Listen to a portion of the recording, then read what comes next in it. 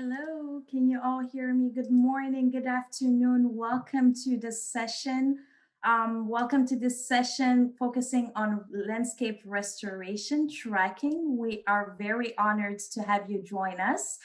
Karibu to all the ones. Bienvenue à tous nos participants. My name is Selima Mahamoudou, and I will have the honor of being your moderator today. I am a research associate at the World Resources Institute. As you all know, it's really hard to see where people are restoring African landscape, but it's even harder to track restoration changes in African drylands. In fact, where trees are growing outside of tropical forest, it's hard for satellites and conventional monitoring system to pick them up, and even harder to measure the economic and social benefits. It's even harder to show progress when restoration doesn't even involve trees. Many of the restoration efforts existing in drylands are not tree-based. In this session, we'll learn directly about these challenges and opportunities for people actively restoring drylands across Africa. This session would therefore provide a review back to basis of monitoring, and together we're going to unpack the what, the why, and the how of monitoring restoration in drylands. And most importantly, the hope is that this session will show how tracking progress can lead any practitioner to more investments and healthier communities across Africa. Finally, before I start, I would like to remind the participants to use the Q&A sessions and the chat box, because today we're going to have an amazing panel of implementers and technical partners, but we want to hear from you participants. We want to hear about your reactions, your excitement, but most importantly, your challenges when it comes to landscape monitoring. And translation is available for all of our French speakers. Feel free to switch the English or the French translation depending on our participants, on the participants chatting. Without further ado, I would start by with this number. Did you know that 2/3 of Africans' lands was degraded or under degradation? Which means that these degraded lands are hindering sustainable economic development, affecting resilience to climate change, and simply impacting people and their livelihoods. But this is 2/3 of Africa. So if we think of the degraded landscape across Africa, it really shows you the magnitude and impacts that it has. But we also hear about all the amazing stories of transformational regreening efforts across degraded landscapes. I'm thinking of the amazing Tigray region restoration, or the Niger that restored 5 million hectares, or even Yakuba Sawadogo, our guru of FMNR, who has changed the mindsets around restoring degraded land. So there are success stories, but there are also great challenges when it comes to restoring landscape restoration. But many stories, many questions remain unanswered. How much land is actually under degradation? How do we know and how would we know their impact? What are the minimum criteria that are needed to be considered a land to be successfully restored? How can we measure in dry lands restoration approaches that are not tree-based restoration efforts? So there's a lot of questions around monitoring restoration efforts, and even more questions when it comes and pertains to dryland African restoration efforts. So today, with this new decade for ecosystem restoration, farming, smallholder farming, it really gives us an amazing boost to transform and heal our African lands. But I also want to remind you of all the other commitments that already exist. We have the STD 15 on life on lands. We have the AFR 100 commitments aiming at restoring 100 million hectares of land across Africa, the Great Green Wall, the LDN commitments, but there are also many other commitments at the national level in each of one of your country. But as Kofi Annan, former Secretary General of the United Nations, says, without good data, we're flying blind. If we cannot see it, we cannot solve it. So in order to reach all these amazing potential through these different targets, we need to be able to see what has already been done, see the trends and changes, but also use those trends and information to guide our decision-making processes. Restoration is therefore very important. But before we go into the deepness of this conversation, I really want to set the stage with some basic understanding of what we mean when we say monitoring restoration. There's often the misconception conception that when we say monitoring restoration is just it's just meant for projects. How much target have you reached? Project monitoring is one part of landscape monitoring, restoration monitoring, but we need to expand our thinking of restoration monitoring to include other aspects, including baseline settings. Where are we today in terms of landscape restoration in Africa? That is part of monitoring restoration. But also, what are the changes and impacts in detection trends? How did the landscape change? Where were the forests back then? How did the croplands evolve? How did the savannas evolve? How did the tree density evolve? How did FMNR and ANR evolve? How do half moons evolve? So it's all these changes and trends in our landscape, but that is also monitoring. So throughout these sessions, I really want you to remember these three categories as we're thinking of monitoring as a combined globe that really scopes a different arena of understanding where it is, seeing where it is, and solving it. When we think of monitoring as well, it's important to think that we're monitoring for a purpose. We're not monitoring just for the sake of monitoring. We're monitoring to assess the improvement of water quality. We're monitoring to estimate carbon storage. We're monitoring to assess the soil productivity, for instance. So when you think of monitoring, I really want you to challenge yourself to think outside of the technicality of the world and really focus on the purpose of this tool. So monitoring is a vehicle helping us to get more insights on specific aspects of the landscape, specific ecosystem services of these landscape. And monitoring can happen at any scale. It can happen at the global scale. Those are the ones that we often hear about, the large maps scoping different globes, scoping different continents, showing at the global level the trend of deforestation, of tree cover losses, for instance. But they're also monitoring at the project level. How is Regreening Africa did? How did other projects across Africa did in terms of hitting their targets and having the impact that they want? But today, I also want us to talk about the landscape monitoring, where the work happens, where trees are being planted, where trees are growing, where land is being healed. Throughout this session, we're really going to focus on the landscape monitoring. How do we do it? What are the challenges? What are the opportunities, specifically in the drylands? But why should we monitor? Today, I do not want to enter this conversation with the misconception that everybody agrees with me that monitoring is important.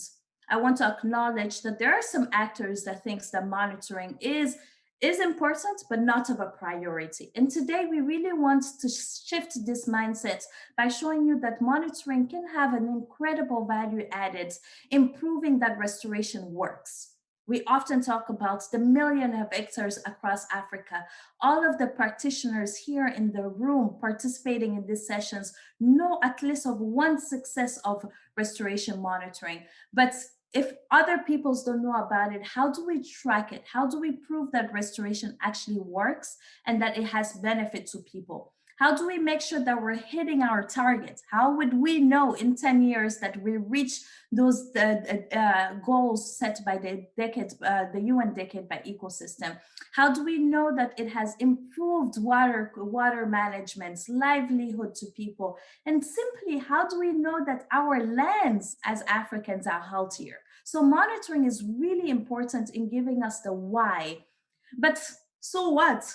Some people say. And today I am going to play the devil advocate in really pushing us to think about all the different actors and perspectives when it comes to monitoring. The aim that we as practitioners aim for when we think of monitoring is really to build functioning monitoring system across different countries, landscapes, projects to really give us clear insights on what is happening, its impact, and the track progress in terms of our commitment. It also encouraged people to replicate. Today, the amazing efforts that we've seen by Yakuba Sawadogo is being replicated in Ethiopia, in Burkina, in Kenya, in Malawi, in Senegal, in DRC. That power of replication and adapting existing technique can only happen if we can see it, track it, and tell people about it. It also helps us to continuously learn and adapt to management. I think monitoring shouldn't be seen as a set in stone process. It's an evolving process that should be adapted to the needs and concerns of an area, but also adapted to the technology and the value added of this resource. But most importantly, monitoring can also help us practitioners and restoration actors show our funders and inspire our funders to continue investing in landscape restoration where they can see track progress and see past successes, and simply showing the global community that Africa is a leader when it comes to landscape monitoring and healing our lands. So please, throughout this session, I really want to challenge all of you, but also welcome all of your comments in the chat into what are your challenges when it comes to landscape restoration monitoring? What are your opportunities? What are some techniques that you're using that works that you want to share with the larger audience? And to do so, I want to set this session by presenting my colleague, Bernadette Arakwe, who's a research associate at the World Resources Institute, and her expertise lays around understanding the dynamics of landscape restoration through the lens of a spatial analysis and remote sensing, really giving us insights on how can we monitor and how can we track our progress in a consistent, transparent, and regular manner. Without further ado, Bernadette, I'll hand back to you to get us more insights on what are some tools and exciting methodologies that can help any participants listening to us today to get started on the restoration monitoring.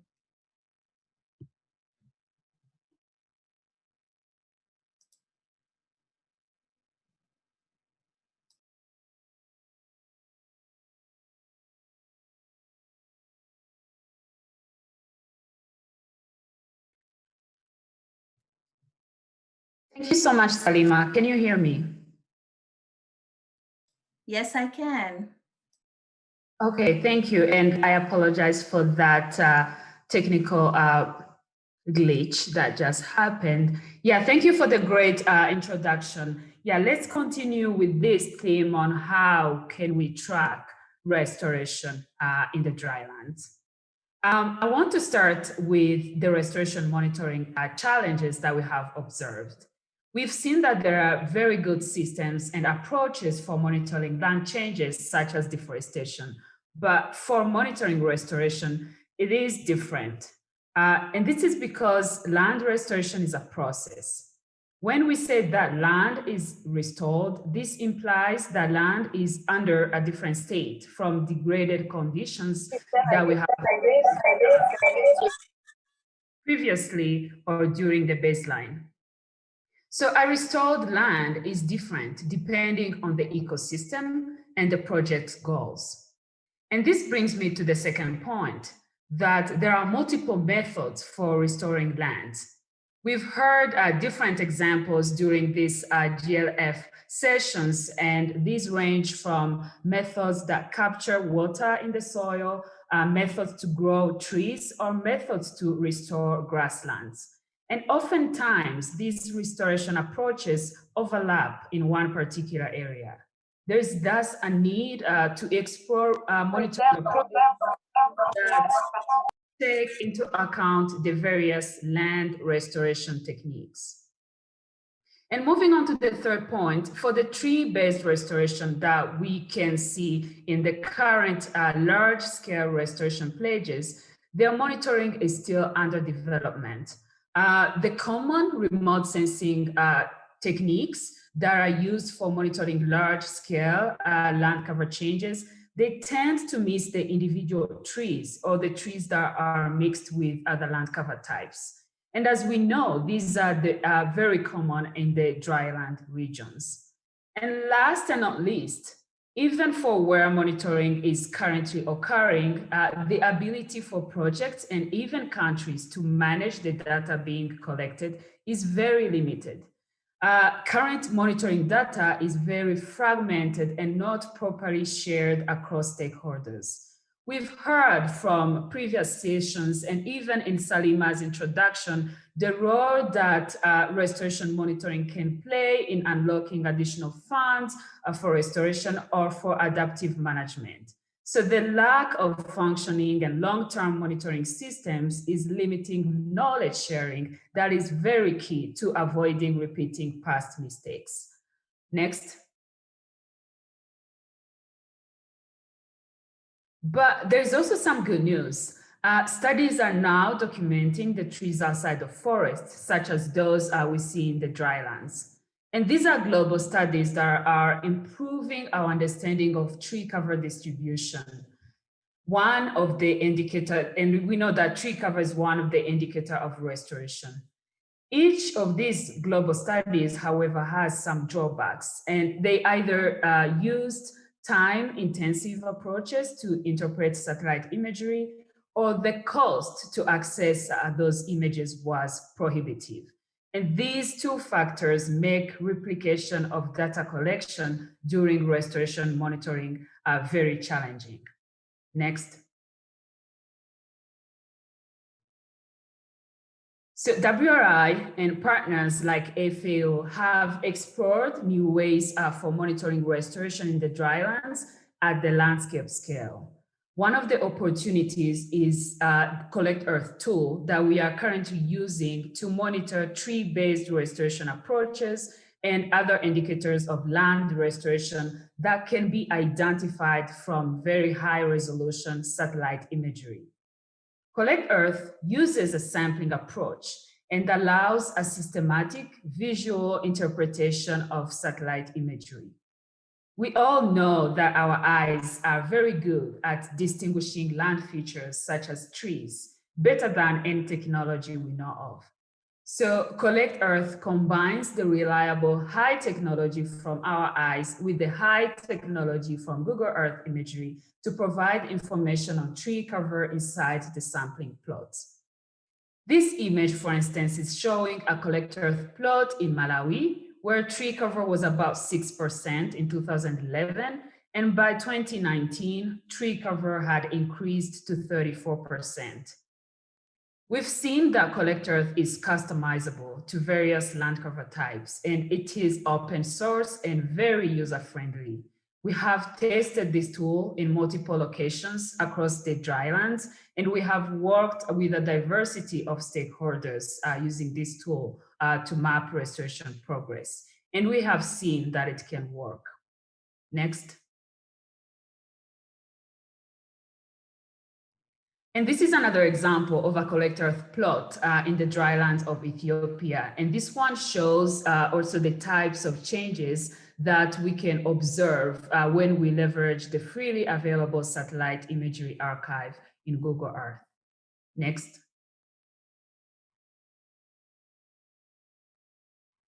So CollectEarth provides outputs that are in the form of statistics on tree cover, and these can be calculated on per land cover type or per administrative boundaries. Similar statistics can be produced on soil restoration approaches such as terraces or semicircular hoops that are also called demi-lunes that are clearly visible from high resolution imagery. So basically any land feature that indicates restoration that can be identified in high resolution imagery can be monitored using CollectEarth. Next.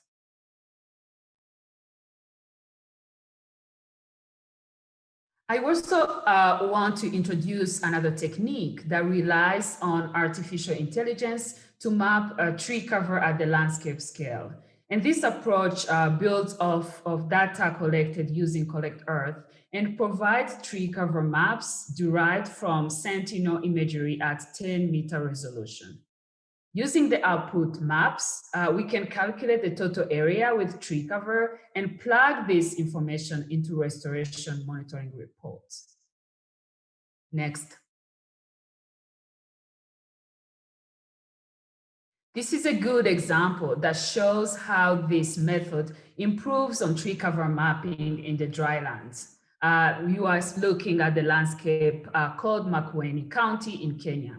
So using the artificial intelligence method, as you can see on the left side of the screen, we were able to map about 700,000 hectares of tree cover in comparison to the 244,000 hectares that were derived using the common remote sensing technique.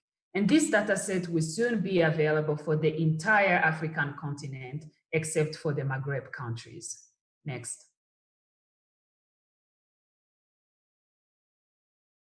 So to make these methods accessible to the restoration monitoring audience and experts, we have developed freely available guides that explain all the steps involved.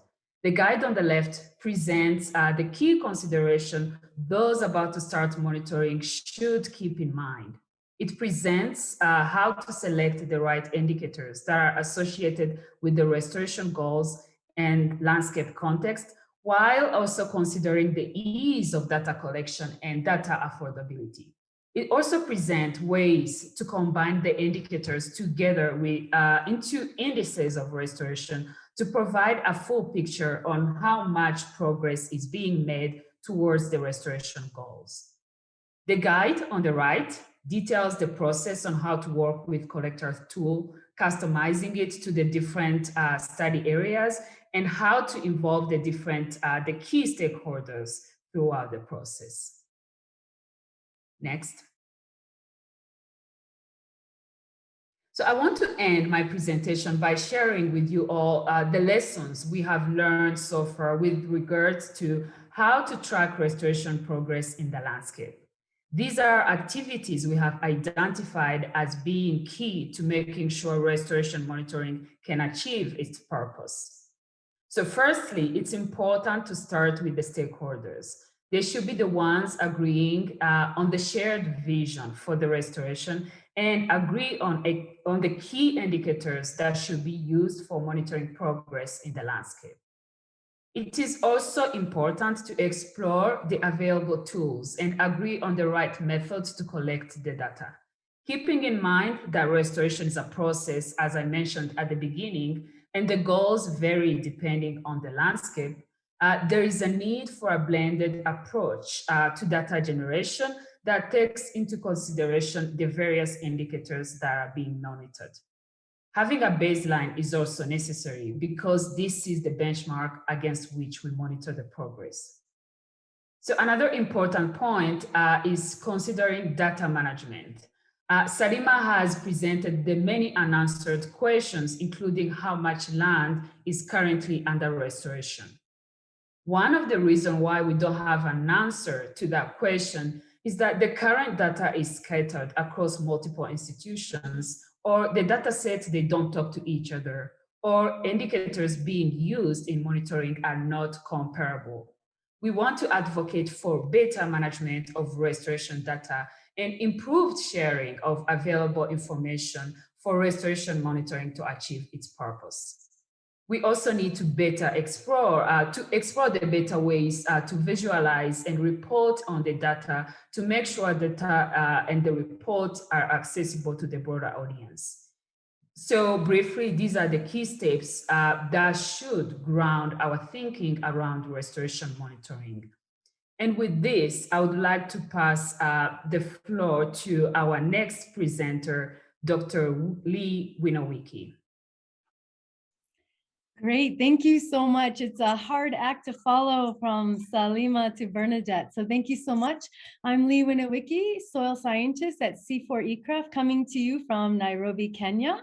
And I just have one slide today. So Salima I just want to say I loved your opening, and I would like to say I agree with you that monitoring can certainly be part of the project cycle. In fact, what I would like to show is how by bringing the restoration stewards into the learning and monitoring process and embedding this co-learning into the program cycle, we can better inform and track restoration investments in real time. This diagram here, I'd like to highlight that at C4ECRAF, we are combining systematic field assessments that have been implemented globally to provide scientifically rigorous assessments of soil and land health. And that's what I show in the bottom left corner. Each one of those green dots is actually 100 square kilometer field sampling site in Africa. We then link these data sets with assisted citizen science. I hope someone asked me what assisted citizen science means, to monitor and track restoration efforts on the ground using the Regreening Africa app. This is what I'm showing on the bottom right. So this is where lead farmers, extension agents, scientists, development actors can record their restoration efforts in real time and look at the data simultaneously. By combining, and I like the word that Bernadette used, blended, by blending these approaches with data analytics and remote sensing, we are able to accurately map and monitor multiple key ecosystem health indicators, such as soil erosion prevalence, which we know is a key indicator of land degradation and is very widespread, as well as soil organic carbon, shown here in the top left. It's a soil organic carbon map of Rwanda at 30-meter resolution. In addition, because as Bernadette showed, we need to look at all these other indicators in addition to tree cover, the Regreening Africa app gives us information on tree survival, on tree species composition. This is what we're showing here in the top right. So this is showing the survival rate for over 400,000 individual trees planted in Rwanda, where they were planted, and we even have the species list. So I would just like to point out that a key element of this is that has made the robust monitoring possible is the importance of building global databases. So that's the consistent reference analysis and robust field methodologies. This takes time, investment, and partnerships. It cannot be underestimated. For example, the LDSF, the Land Degradation Surveillance Framework, has been implemented in over 45 countries for the last 15 years with multiple governments, donors, and partners. This type of monitoring allows us to understand processes of land degradation for targeting root causes. It also allows us to track targets related to the climate change agenda. Remember the soil carbon map, as well as the biodiversity targets. Remember the tree species composition, as well as tracking hectarage of restoration commitments.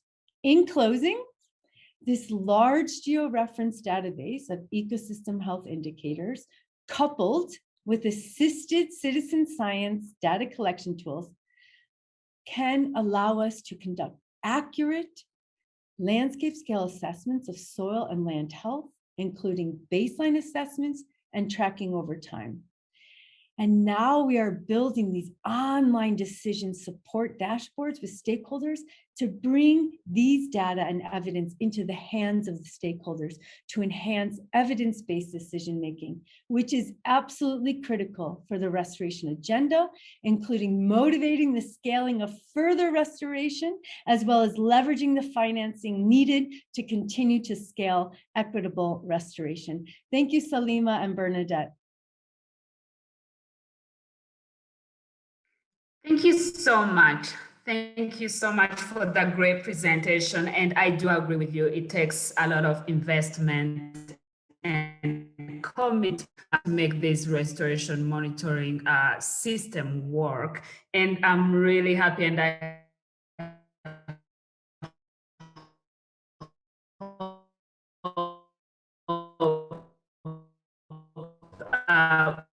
will hear more about assist our session. We welcome the audience following us from the different parts of the world. I hope that have highlighted why there is a need to monitor restoration. We have also heard about some of the current challenges to monitoring restoration.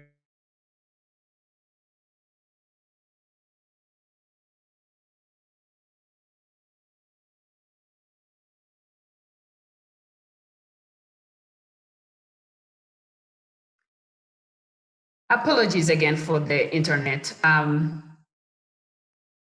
I hope everyone can hear me now. So introductory presentations and actually many other sessions in this GLF have highlighted why there is a need to monitor restoration. We have also heard about some of the current challenges to monitoring restoration and of innovative approaches to address these challenges.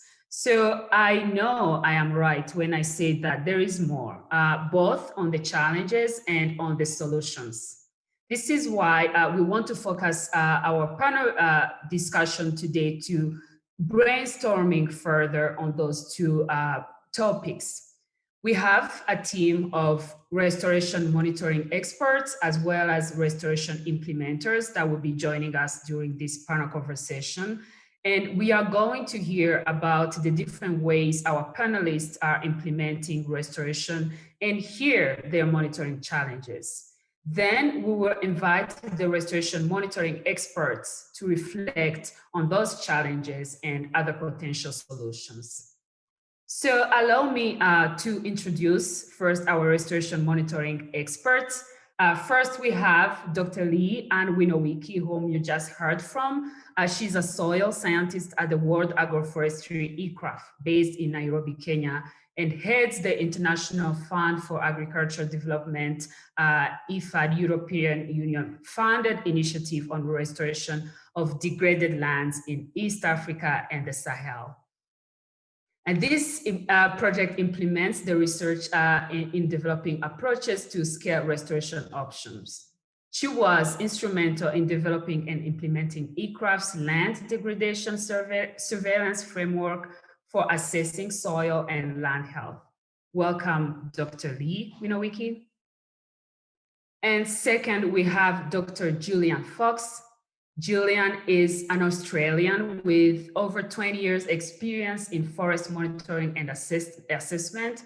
And for 7 years, Julian lived and worked in developing countries, managing international forest monitoring projects in Papua Guinea and Zambia. And Julian has been with FAO for 7 years, 3 years in Zambia, and 4 years based in HQ. Welcome, Julian. I want to mention that Professor Stringer could not join us today because of last-minute changes. And I would also like to mention that we are joined by Dr. Fred Storr, who leads monitoring work at the World Resources in the Forest Program at the World Resources Institute. And Dr. Storr is based in Washington, DC. I also have the pleasure to welcome Dr. Susan Chomba, who will be summarizing the key lessons from these sessions and issue our calls to action for the implementers and the technical communities. Dr. Chomba is the Director of Vital Landscape for Africa at the World Resources Institute, and she leads the institution's work on forest, food systems, and people, which include forest landscape restoration, sustainable agriculture, and thriving rural livelihoods in Africa.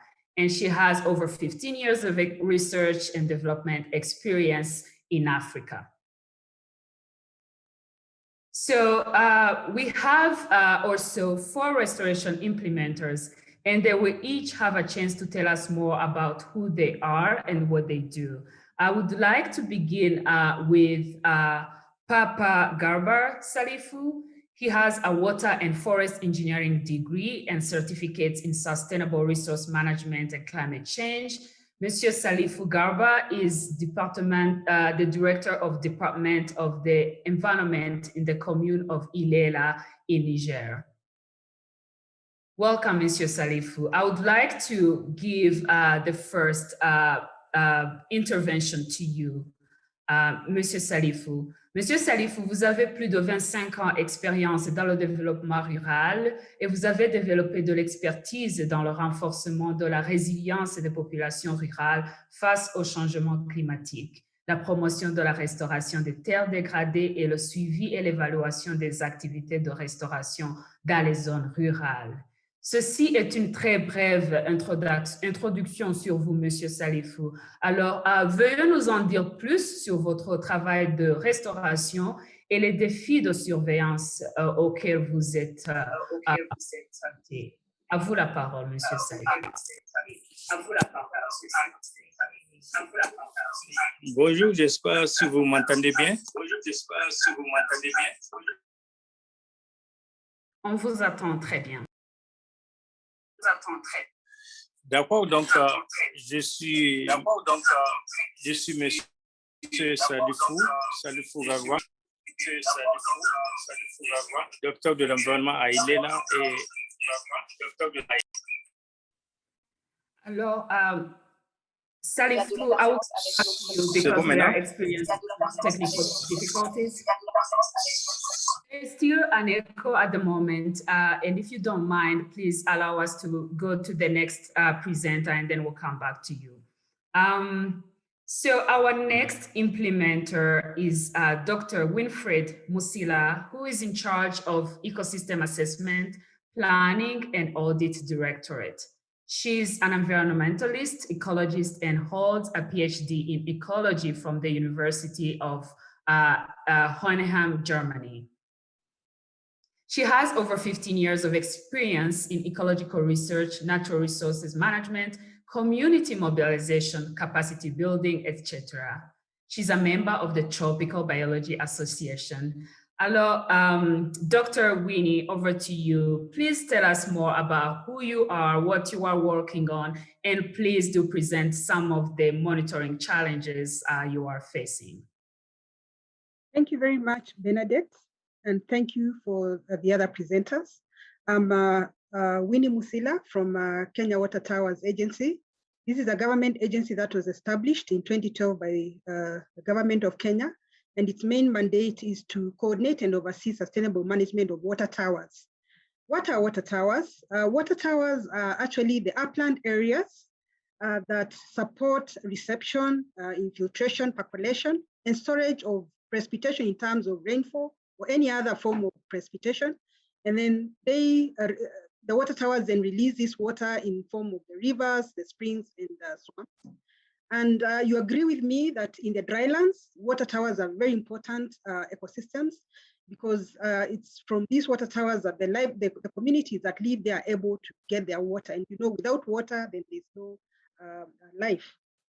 Now, in 2018, through support of WRI, we began in developing an integrated monitoring system for the water towers. And the main purpose was we needed a system that would enable us get accurate or consistent data on status of water towers. Because without water towers, then we can't support agriculture, we can't support our hydroelectric power, we can't support livelihoods generally because it's where water comes from. And therefore, you know, with support of WRA, we first came up with what we call an integrated water towers monitoring framework. For this framework, we came up with, we first mapped our stakeholders just to identify, you know, what kind of data we needed to monitor what happens in the water towers. And we were able to identify 17 agencies that collect data on various aspects. For example, on climate change, on climate, issues to do with wildlife, issues to do with forest aspects, issues to do with livelihoods, agriculture, such kind of issues. So we came up with 17 agencies and we came up with a technical working group. And with this technical working group, we were able to develop an integrated water towers monitoring framework, which entailed identifying indicators on how we can monitor various aspects. And in these indicators, we were also able to define the metrics and also, the criteria, prioritizing which, for example, indicators we begin with monitoring various aspects of the water towers. And we were able to come up with 256 indicators, really many, but we prioritized to 42 indicators. And we are in a stage whereby we are developing now a prototype for our system. And in this prototype, we've been able to come up with a structure or an architecture of our monitoring system. And in this architecture, we've been able to identify how we'll display our data in terms of maps, how we'll visualize our data in terms of maps, in terms of, and then how the data will be accessible to all the people who are participating in this process. And then in development of the prototype, we've also been able to come up with data sharing protocols. Because imagine we are engaging 17 agencies. So again, building trust with these agencies so that they can share data. It has enabled, enabled us to come up with data sharing protocols. How do we access data? At what time do we access data? Who will be responsible? And then we've also been able to capacity build the members of the technical working group in terms of data management, because we realize that in most agencies, data is really scattered. They don't really have a central database where all the data is stored. And we've shared a lot on the best way on how they can develop databases. So that, for example, if I need data on rainfall of a particular water tower, then it is easily shareable, or it is easily accessible, and then it can be fed into our platform. And then something else that we've done is also to pilot this prototype in 3 water towers. Since we do continuous assessment of the water towers, we've been able to map data that is important for monitoring the water towers. And we're also able to get sample data sets from various agencies. And with this, we're able to pilot our monitoring system just to see what needs to be improved, what data sets or at what format do we need our data sets. So the main challenges that we faced in this process is first, we don't share, the same technical know-how on data management. As I've shared, in most agencies, data is really scattered. You find that you need a data on a certain parameter, and it's maybe kept by a certain individual, maybe it's put in a certain format, the way, to be easily accessible or shareable. So the issue of data centralization is really a challenge in this process of coming up with a monitoring system. And I wish the people who have more experience on this share with us on how they have been able to counter this. Another major challenge is that although we started our journey in 2018, we're in 2011, by now we should be having our system up and running. But our main challenge, again, has been on financial constraints. We really require, technical support on how data can be transferred from one agency to another, and that requires funds.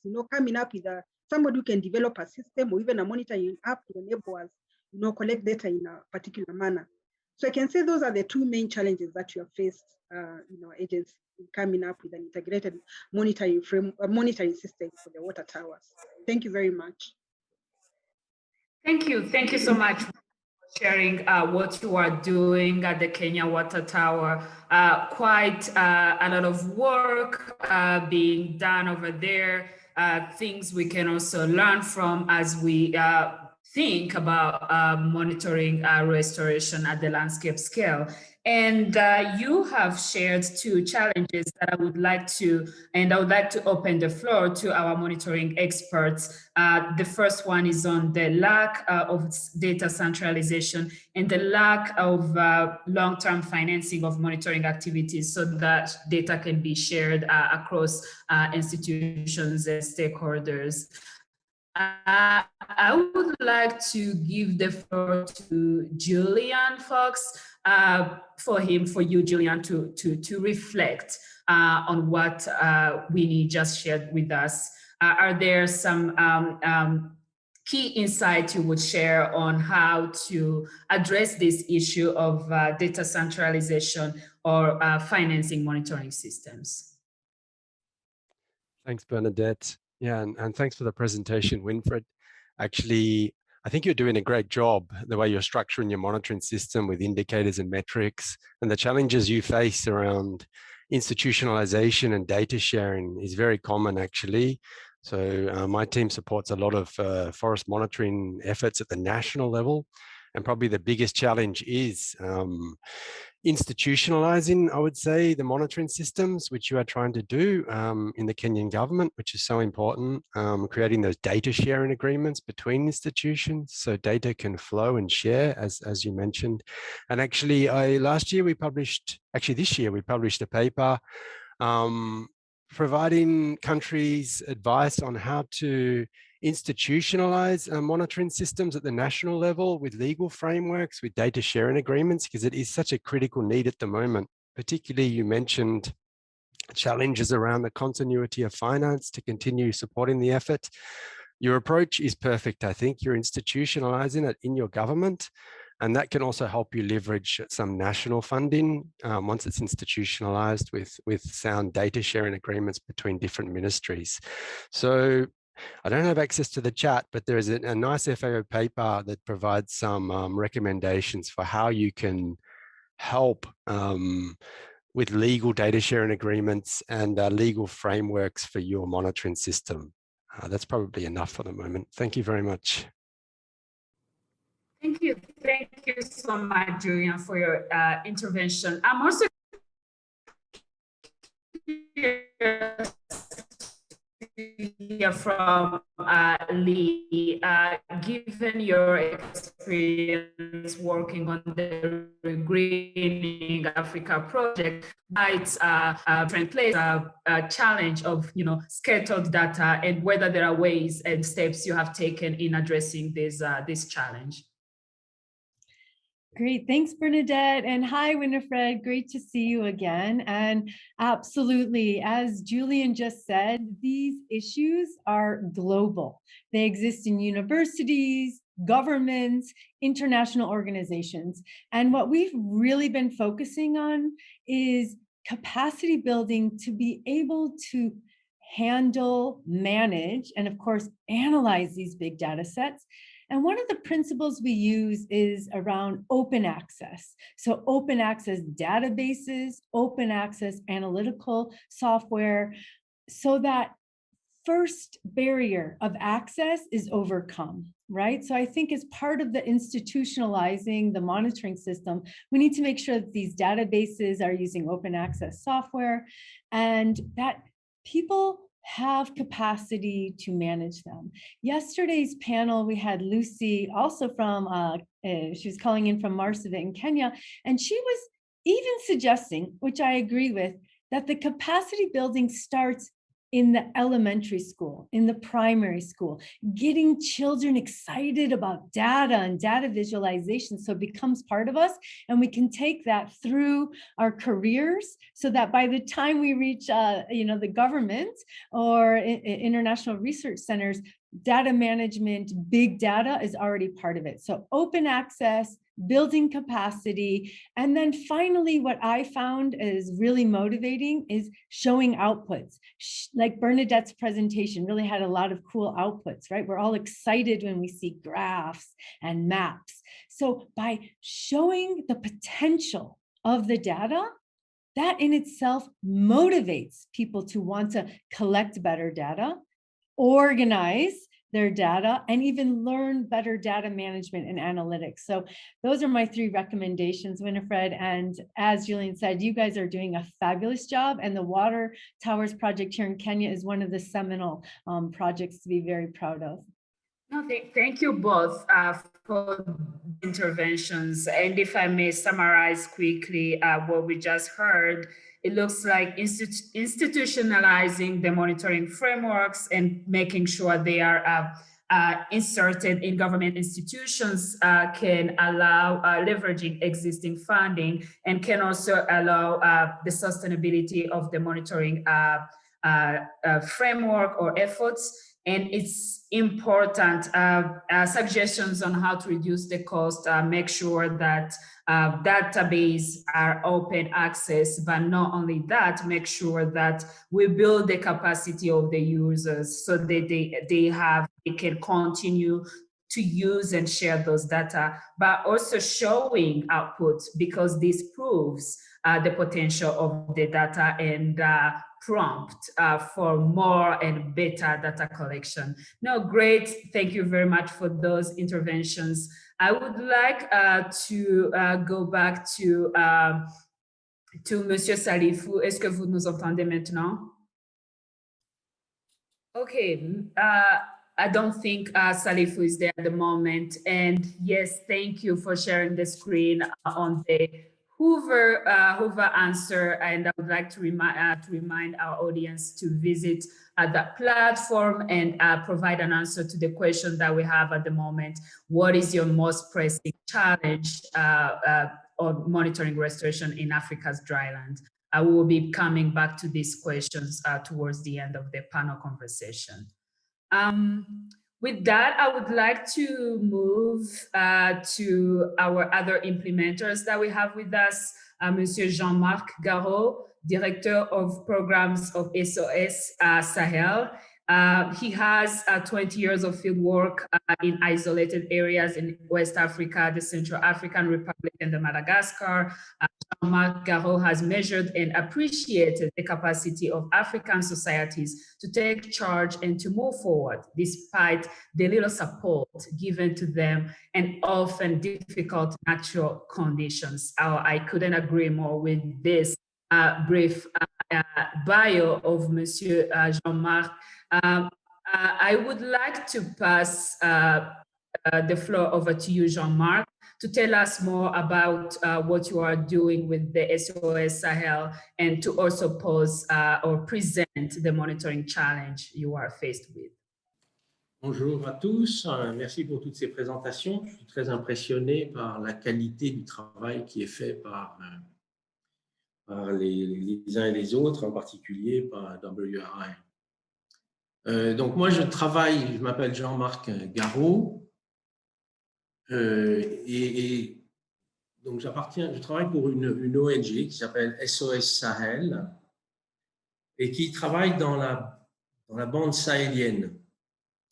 La bande sahélienne, donc juste au sud du Sahara, de la Mauritanie jusqu'à Djibouti, une bande de 11 pays dans lesquels nous travaillons depuis près de 45 ans. Donc, on a acquis une bonne expérience, surtout en matière de sécurité alimentaire, dans la mesure où ces régions qui sont un petit peu négligées par les économistes, les politiques, font face souvent à des accidents climatiques et à la dégradation des terres. Alors, ce que je voudrais dire, c'est qu'on a une diversité d'activités que je peux vous présenter très rapidement, qui se caractérise peut-être par rapport au thème du suivi qui nous occupe. Les activités que nous menons, elles ont pour finalité de restaurer des terres pour leur utilisation, et en particulier leur utilisation pour l'agriculture, mais pas seulement. On verra par exemple qu'au Tchad, la restauration des terres, c'est aussi une activité essentielle pour l'exploitation de la gomme arabique, un produit forestier non ligneux. Alors, quelques exemples. Au Sénégal, sur la bande côtière des Niayes, il y a eu de longue date de sérieux problèmes d'érosion éolienne en particulier, et l'État a mis en place, donc il y a quand même une cinquantaine d'années, des forêts de filao littorales. Et derrière ces forêts de filao, la plaine littorale des Niayes est une des principales zones agricoles du pays qui fournit à peu près 60% de la production horticole du Sénégal. Alors dans ces zones-là, nous avons développé un projet de reforestation intégrée qui consiste à soutenir les communes, les villages, les groupements forestiers, les groupements de producteurs maraîchers pour introduire des pratiques d'agroforesterie, que ce soit pour la plantation de haies vives ou le passage progressif d'une agriculture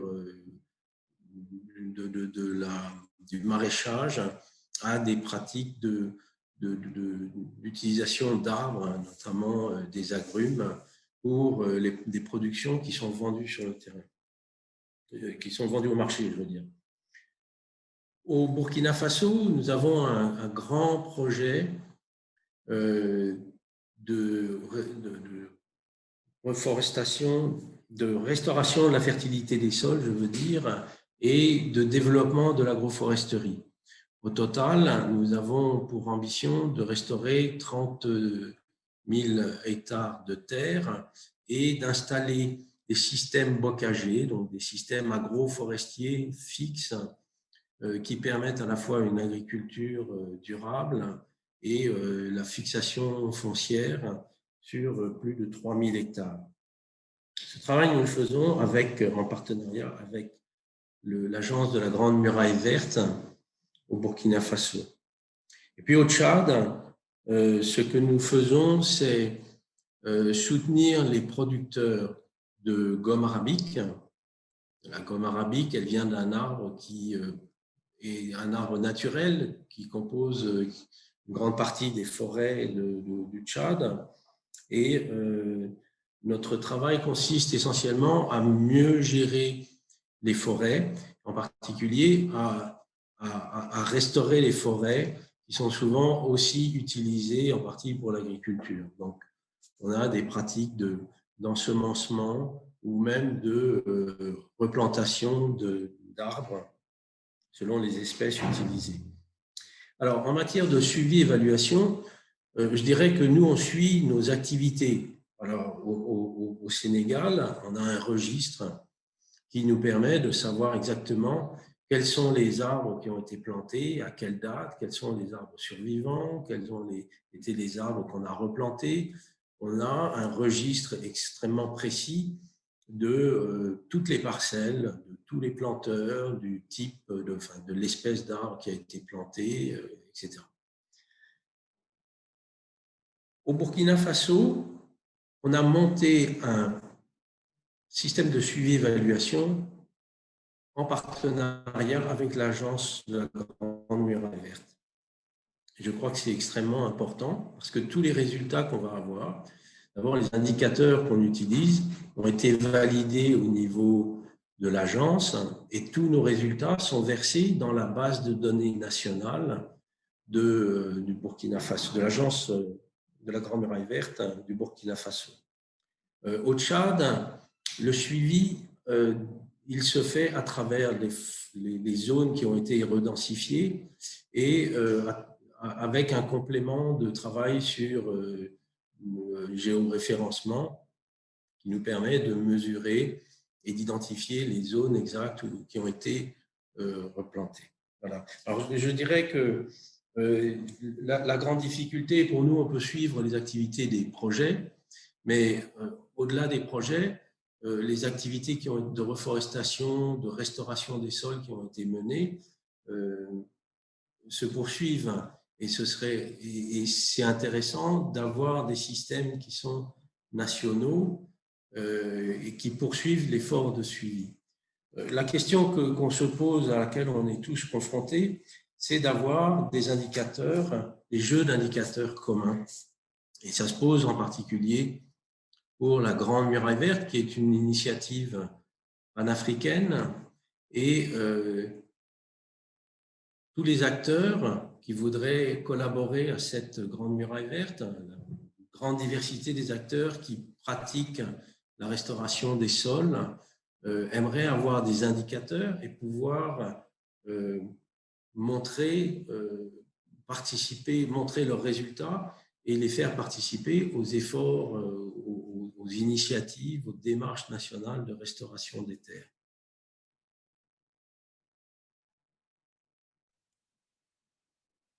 Thank you so much, Jean-Marc. And I really like the challenge that you have just presented to our panelists, how do we select common indicators for monitoring restoration, and you are making it to specific to the institutions, the partner you are working with, and the scale at which you are working on, because you have rightly said the monitoring that you are doing, you hope to report to the to report on the progress at the scale of the Great Green Wall Initiative. So I would like to bring in Fred Storr to hear. Fred, do you have some recommendations on how those involved in monitoring can come up with common indicators for monitoring restoration, and also at that scale, at a really large scale, how do different institutions come together and agree on this key set of indicators? Over to you, Fred. Thank you, Bernadette, and merci, Jean-Marc. That's a very good question, and I think it's where many groups struggle with, and I don't have a clear answer, but I do think common indicators is something people work on. There's something called the Global Restoration Observatory, who has seen this need, and they're working on it. I also think we have the FAO, who is with us here today also, who is always very good in bringing lots of groups together and thinking about it. I think when we think about common indicators, we should not forget that so many different biomes, so many different ways of doing agroforest. It doesn't mean that you just have tried to do standardize. It means you need to think about indicators as a hierarchical way. And a hierarchical way of thinking about. So think about a few indicators that everybody should have, which is probably very simple indicators to think about, which every common has, like, are trees growing if it is a tree-based? Are there more greenness coming? I think we should always think about indicators as being less is more. And above that, a lot of groups can do more indicators because they have more outcomes they want to hear about. But I hear your challenge, and I think it's a very good challenge, and it's a challenge that we as people who want to try to implement this work on monitoring, my colleagues here really have to think about which are the minimum set of indicators everybody should use, and how can we make them all in a good way that everybody can use them, and we can compare even different countries and different groups. Hey, this is going great already, and this is being not so great. It's not to see that someone is doing better, but if someone is doing better, maybe we can do more of that kind of work. So yes, common indicators are very important. We are working on it, but we aren't there yet. And I hope that in the Great Green Wall, we can all work together and come up with the minimum set of indicators. I think that is our dream, I think, as monitoring people. But it is a long way to go, I think. And I hope that in the next year, maybe this year, we can come up with a minimum set of indicators that we can go there. Unfortunately, I don't have the solution, but I hope we're getting there in this next year. Oh, thank you so much, Fred. Like, as we mentioned at the beginning, this is an opportunity for us to discuss what are these current challenges that we are facing when monitoring restoration. We will not necessarily come up with all the answers, but we can at least attempt to find some answers, and also sharing lessons learned, like you rightly said. You began your intervention with mentioning FAO, and in my presentation, I have also shared one of the guides that called The Road to Restoration, that presents a process on how to select indicators. And of course, we do have Julian here. Julian, could you say a few words on that issue on common indicators for monitoring restoration at scale? Thanks, Bernadette, and thanks, Jean-Marc. Actually, Fred covered most of it, but there is an effort underway led by the Global Restoration Observatory to develop a harmonized set of project level indicators that can be deployed across landscapes. And I think this this effort that is still underway is really important, because many of the main organizations involved in restoration monitoring are in that effort, led by the GROW. Yeah, I mean, my only comment was, and I agree with Fred, it's an outstanding challenge. There are some guidance, like you mentioned, Bernadette. The Road to Restoration is a fantastic resource for how to select indicators.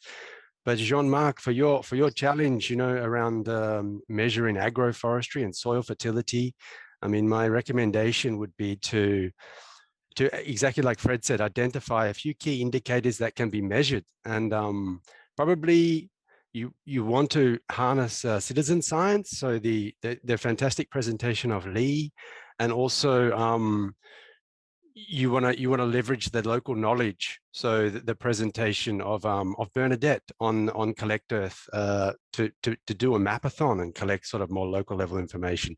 So yeah, that'd be my only compliment to what Fred said, is that when you're selecting your indicators, probably make sure that they can be measured, and that that citizen science is captured for sort of agroforestry and soil fertility.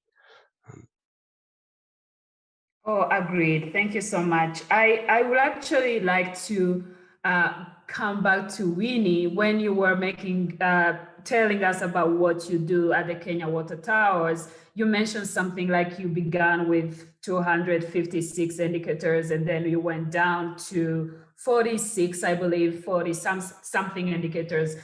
Could you tell us a bit about that process, and how did you come up, how did you come up with that minimum number of indicators? Are there some lessons that you could share with Jean-Marc and other people struggling with this problem?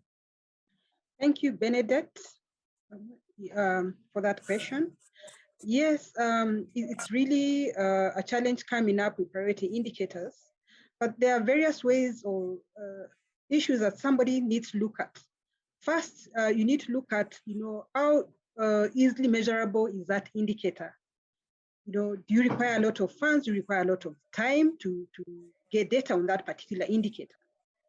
So time is very important. The time consuming getting data on that particular indicator, and then also the issues to do with the, how expensive is it, in measuring that indicator. And then for our case, since it's not Kenya Water Tower Agency that is collecting all the data, we are relying on other agencies to collect most of the data. Then we are also looking at, do the other agencies collect data on that particular indicator? Is the data accessible? Is it available? So again, those are aspects that you need to look at. Yeah, so I've talked about time. I've talked about, the issue of finances in getting data on that particular indicator, and also availability of data. For example, if you want to track over, a certain period of time, as that data, for example, if I may take the issue of rainfall or temperature, that's data that has been collected over and over time. So again, if you are prioritizing on your indicators, that's an indicator that you can choose, because it will tell you something about the climate of that particular area. I don't know whether I've answered the question as required. Thank you. No, that's great. Thank you so much for sharing those lessons learned. And at this time, I would like to also introduce another implementer we have on the panel. His name is Mamadou Lamine Abdul Kader. He's an agrochemist by training with a specialization on biocides and organic cosmetics development and production. Monsieur Lamine is the founder and managing director of E3D Niger and Unitram companies operating in the agroforestry value chains in Niger. Over to you, Kader. Please tell us a little bit more about what you are working on, what you are doing, implementing restoration on the ground, but of course, from a business perspective, but also please share with us the monitoring challenges you are facing.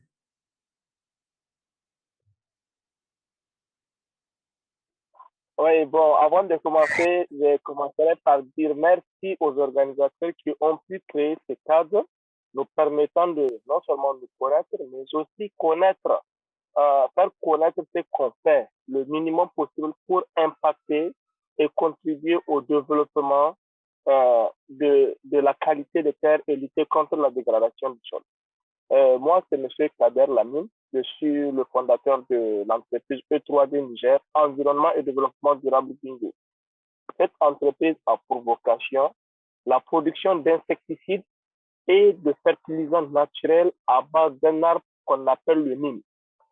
Pourquoi nous avons réfléchi à mener cette étude et créer une entreprise? Au Niger, depuis les années 1980, au début des années 2010, l'arbre qu'on plante le plus pour lutter contre l'avancée du désert et pour aussi amender les terres dégradées sur le Nîmes. Au Niger, on a environ 11 millions d'arbres de Nîmes qui ne sont pas exploités. Très malheureusement, ces dernières années, avec le boom démographique, avec l'agrandissement des villes et villages, ces arbres de Nîmes sont en train de couper. La population est en train de couper ces arbres de Nîmes. Là, si on n'arrive pas à trouver une solution qui sensibilise la population à planter les arbres qui vont détruire la ceinture verte qui entoure carrément la ville de Niamey, qui est la capitale du Niger, mais aussi qui vont contribuer à l'avancée du désert. Parce que vous savez, au Niger, on a plus de 115% des terres désertiques. OK. Maintenant, à travers ce que nous faisons, nous avons non seulement mis à la disposition de la population des produits qui sont naturels, non toxiques, qui permettent à amender les terres et développer l'agriculture. Ça, c'est la première entreprise. La seconde entreprise, elle a créé un réseau de producteurs de manioc à grande échelle. Parce que c'est une association que nous avons créée qui a plus de 300 membres. Pourquoi cette association? Quand on fait au Niger, on est dépendant de l'importation de produits d'ici. Alors que si réellement on veut impacter, on veut vraiment développer l'agriculture, on veut lutter contre la dégradation des terres, il faut obligatoirement lutter aussi contre la famine. Là, on a un réseau de plus de 3000 personnes qui sont là et qui travaillent pour amender les terres, produire assez du manioc pour fournir à notre unité de transformation qui s'appelle Unitram. OK. Maintenant, d'un côté, vous avez vu le plus grand problème que nous avons, c'est l'avancée du désert. Et que maintenant, la majorité des intervenants pour lutter contre la dégradation des terres, ce sont les ONG et les organisations étatiques. Ce qu'ils ont fait, naturellement, le suivi n'y est pas. Pourquoi je vous dis ça? Maintenant, vous prenez la plus grande campagne de plantation d'arbres, c'est fait le 3 août, la date de l'indépendance du Niger. Et maintenant, un an après, quand vous revenez, vous allez trouver les arbres morts ou bien d'autres vraiment avec une croissance vraiment qui ne répond pas. Maintenant, si on arrive à avoir des entreprises, je dis bien des entreprises, des acteurs privés qui vont s'accaparer, qui vont avoir des accompagnements, je pense qu'on va impacter plus les restaurations des terres. Et ça, c'est le premier volet. Et aussi, on va contribuer au développement de la population locale. Nous, notre principal objectif, c'est vraiment dans un département de la région de Dosso qui s'appelle le département de Gungu. C'est vraiment dans cette zone que nous avons pu restaurer plus de 100 hectares. Là, 100 hectares pour vous, il se peut que c'est petit, mais pour une entreprise comme la nôtre, je pense que c'est vraiment colossal. Ça, c'est vraiment le fond de l'entreprise. Maintenant, avec notre réseau de partenaires, on est en train de partir jusqu'à 600 hectares de plantation d'arbres de Nîmes, mais aussi de manioc. Parce qu'il faut produire le Nîmes, il faut avoir la graine de Nîmes pour faire des insecticides et ce qui ensuite. Vraiment, je suis très content d'être avec vous. Et je me dis que nous, c'est le secteur privé, que le défi est colossal. Le défi est colossal est que parce que jusqu'à aujourd'hui, il n'y a pas une synergie qui relie le secteur privé avec les organisations étatiques afin de lutter efficacement contre la dégradation de terre. Ça, vraiment, il faut qu'on le dise. Et surtout, on a un problème. Le principal challenge, on a un problème d'accès à l'information et à la formation.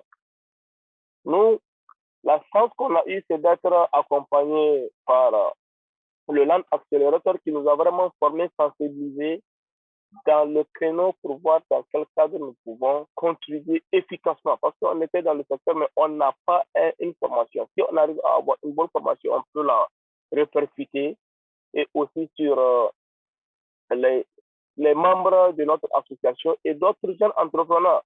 Je me dis que pour que nous puissions impacter la population nigérienne qui, sur les étapes de la restauration des terres et aussi sur le bienfait, il faut qu'on ait vraiment un réseau des entreprises privées qui seront là pour les accompagner.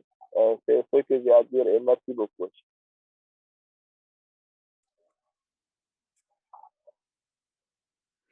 Thank you so much, Kader, for presenting, sharing with us the great work you are doing, working with about 3,000 people, implementing restoration on over 600 hectares. But you have also shared one of the key monitoring challenge you are faced with. You mentioned that sometimes trees are planted, land is restored, but there is a lack of follow-up to know whether there is a long-term survival of the trees being planted, or the sustainability of those restoration activities. And then you mentioned a lack of access to information. I'm curious to hear from Lee, given again your involvement in a large scale monitoring project, what does it take to put in place this long-term monitoring system? And please also take this opportunity to tell us a little bit more about assisted citizen science. Thank you so much, Bernadette. And yeah, I think it's really important that we, bridge science and implementation with policy, and that we use this monitoring evidence data to communicate across these different stakeholders. And I think this also relates back to the question about indicators, because when we're monitoring, it's hard work going, and he was talking about digging in the soil. It's very degraded, it's hard work. You want to make sure that all of that effort in the field is worth it. So we have to make sure that the indicators represent the complex processes of land degradation, that these indicators are rapid, they're quantifiable, they can be analyzed to actually track restoration. So we have to have confidence in the indicators, and that helps motivate people to go into the field and invest the time, the sweat, the money to collect these data so that they're sure it will be used. The worst thing ever is to collect data that no one uses. Nobody wants that. So we really need to close the learning loop. Bernadette and Kader, close that learning loop from the data collection to the decision making. Now, what is assisted citizen science? Citizen science is anyone taking their phone and going out. It was first used, I think, for tracking bird migration. Now we're using it to track restoration. We say assisted because we would like the people using the app to have a bit of training, right? So that they know how to do the geolocation. They know about putting in the species name, and they can do it in the local Bambara in Mali, for example, or Kiswahili in Kenya, but also the scientific name. So we have a lot of training videos on YouTube. We have a French guide and an English guide on the Regreening Africa webpage. So we call it assisted because we do want to have quality data coming in, but we all know that big data is messy, and that's why those of us who do a lot of data analytics are needed to cut through all that messy data and make some sense out of it. So by having assisted citizen science, there's a bit of training in the use of the app. And then of course we have a data reporting system for those people who use the app. They go online and they can see the polygons and they can see the tree species data, and they can really become motivated to visualize the data. So thank you so much. And I hope, Salima, we've convinced everyone about the utility of bringing monitoring into the project cycle and to encourage evidence-based decision-making. Thanks, Bernadette.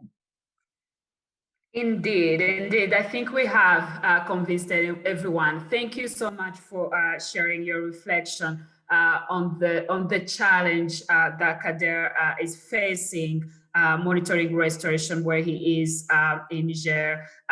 You mentioned the need to choose the right indicators that should be representing the complex process of restoration and include closing the learning loop from data collection to decision making. With this, I really want to thank all of our panelists and experts monitoring panelists that we have. I want to thank everyone for the participation. Thank you for answering the question we had on the poll.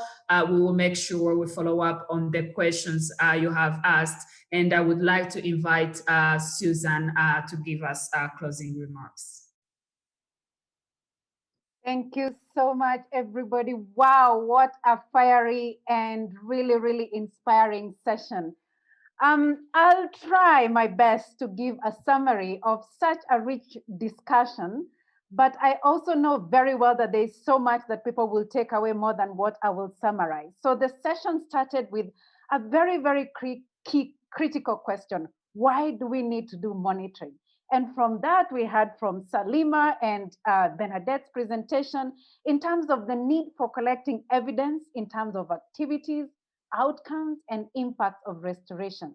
And why? Is it just because it is cool to spend money in monitoring restoration? Whereas it may be cool to do that, I think the most important thing that was stressed there is the need for accountability in terms of investors, those people who are investing in restoration. And we must remember when we are talking about investors, it's not just the donor investors or the development partners, but also those who are investing in terms of research, but also the local communities at the local level, who are the biggest investors in terms of restoration. So that really gave us a good framing in terms of why we need to monitor restoration. Then we had a fantastic, again, overview in terms of the methods of restoration, monitoring restoration. And really, Bernadette took us through some of the high-level methods like use of CollectEarth, and she showed the advantages and disadvantages, but also really gave us a tip of the iceberg about the use of artificial intelligence in monitoring restoration. And Bernadette, that one is very, very curious because we are very curious because you say there will be more a report or some output in terms of showing the tree cover across the African continent except the Maghreb. I even noted except the Maghreb region. And that is going to be really important for partners and local communities and everybody who's involved in restoration to see how artificial intelligence is really pushing the needle in terms of us understanding more in terms of restoration. Then a fantastic presentation there from Lee that was talking about really, actually, to be honest, Lee, you took me on a trip of nostalgia with Regreening Africa app and the ability to really go deep to citizen science, use of mobile phone applications by local communities to collect fine-scale data from tree species diversity to density to soil dynamics combined with big data analytics to give us soil dynamics such as soil organic carbon, soil erosion prevalence. Now, if you listen to me here, you might think that I'm an expert in monitoring. I am not, but I have really, really enjoyed this powerful session in terms of what we've learned in terms of monitoring. And then the panel discussion was extremely rich with many, many discussions around the potentials as well as the opportunities and challenges that are being encountered with real practitioners on the ground on what they are doing and what they're encountering. I'd just like to highlight something that was mentioned today by Fred Stoll in terms of developing these kind of global indicators for restoration. I think, Fred, that was really, really important to remind us that at global level, we need to have this approach of less is more, because we are really working across different biomes, different restoration techniques for these biomes, as well as different restoration goals. So at that higher level, you mentioned that less is more, but also, and the indicators need to actually capture, they need to be something that can be comparable, that can be applied across this kind of diversity of biomes and methods. But at the project level, at the ground level, we should have more detailed kind of indicators. And that's where you mentioned these ones, and Lee emphasized that the indicators can be accurate, they should be accurate, and they should represent the complexities on the ground. Really, these are fantastic, and I couldn't overemphasize the points that were made by practitioners from SOS Sahel to Kader and the Kenya Water Tower agencies, Dr. Winfred Musilla there, giving us fantastic example of multi-sectoral agencies coming together to really map restoration at a landscape level, really inspiring. So in terms of summarizing my call to action, what I took away as key points is that investment in monitoring is critical. And monitoring is not done at the end of the project, but at the design phase, when we are conceptualizing projects. That's when we need to start thinking about monitoring. What kind of indicators do we need? What kind of goals are we trying to achieve with the restoration process? And therefore, this needs to be integrated at the project design phase. Secondly, currently what we have is scattered data, some held by individuals in organizations with very little coordination, with very little communication. And Winnie really emphasized there, she said there's an example around the Kenya Water Towers Agency that shows how it can be done. And so it is not impossible to do it. And last but not least, and tying the two, is the need for open data access, open data and data access. And that for that to be possible, different institutions should be prepared to share their data, and we should have coordination platforms at different levels. And then, of course, building the capacity for data users, for local communities. We're excited to know about what kind of outcomes or outputs do you get from the data that you collect, including visualization that then makes them excited and incentivize them to continue with landscape restoration. So I think to tie it all, we will summarize with a very, very good call there for closing the loop, the knowledge loop, the funding loop, as well as the coordination loop. And with that, I just want to thank you so much for such a deep and inspiring and really knowledgeable session that I really, really enjoyed. Over to you, Bernadette. Thank you so much, Susan. We've come to the end of our session, and with this, I would like to thank again everyone, all of our panelists, our audience that have joined us from different parts of the world. Thank you. We will make sure we answer the questions in the Hoover app, and we will make the necessary following up. So thank you, everyone, and have a great rest of your day.